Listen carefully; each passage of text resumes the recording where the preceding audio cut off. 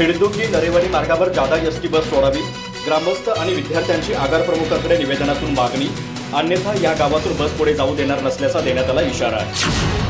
गडहिंग्लज तालुक्यातील पूर्व भागातील हलकर्णी, तेरणी, बसरग्या आदी गावातून रोज गडहिंग्लजला शाळेसाठी येणारे विद्यार्थी आणि कामानिमित्त येणाऱ्या कामगार वर्गाची संख्या जास्त आहे.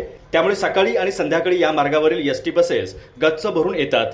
परिणामी मधल्या नरेवाडी, हिडदुगी आदी गावातील विद्यार्थी आणि ग्रामस्थांना एक एक बस सोडून पुन्हा दुसऱ्या बससाठी ताटकळत उभं राहावं लागतं. त्यामुळे या मार्गावर जादा बसेस सोडण्यात याव्यात अशी मागणी येथील ग्रामस्थ आणि विद्यार्थ्यांनी निवेदनातून केली आहे.